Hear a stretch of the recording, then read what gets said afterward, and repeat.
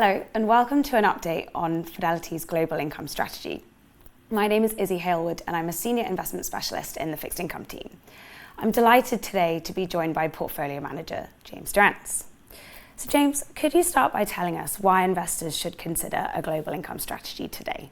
Global income yields have risen a lot around the world because of high levels of inflation.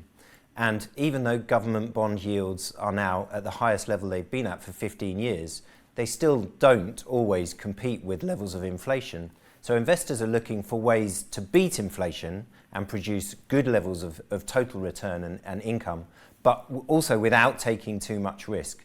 And global income is a way that we can do that by investing in high quality credit across both investment grade and in some cases high yield in order to deliver those inflation beating returns. Okay, so from a long-term perspective, what are the key benefits for investors? Sure. I think one of the main long-term benefits of global income as a strategy is it doesn't have a benchmark. Now, in credit benchmarks, you often get the problem that issuers become larger in the benchmark because they're issuing more debt. And that obviously carries risks because the issuers that issue the most debt therefore become the most leveraged and the most risky issuers. But we have a completely unconstrained and non-benchmark strategy, which means we don't need to go after those heavily indebted or troubled issuers, and we can look for good opportunities from good quality credits all over the world. And when I say all over the world, we look at both developed markets and emerging markets. We look at investment grade and non-investment grade. We look at financials and we look at non-financials, and we work with our global team of credit analysts to pick out those best opportunities. Where are you seeing those opportunities and what's your outlook going forwards? One of the things that's very interesting about government bond yield curves at the moment is they're heavily inverted in some areas, particularly in the US.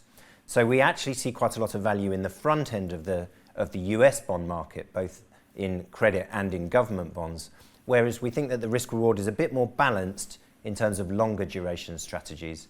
And that's one of the reasons why credit as an asset class is quite interesting, because we can invest throughout the credit curve, but we don't need to concentrate only on long duration. In terms of sector allocation, we actually like financials quite a lot. So even though there have been problems with some of the US regional banks, as well as with Credit Suisse in Europe, we actually think that the European banking system at large is in very good shape, and they've been reporting very good financial results, and they're still able to pay dividends, and they're certainly still able to service their debt. So we have a good position in European financials.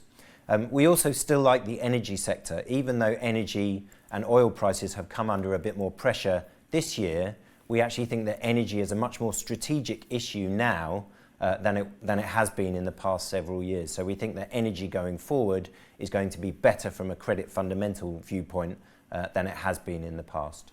Great. Well, thank you so much for sharing your views today. Thank you.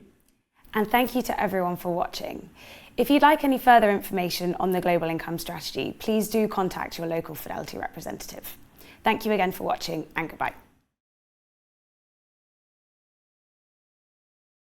投资一定有风险，基金投资有赚有赔，申购前应详阅公开说明书或投资人须知。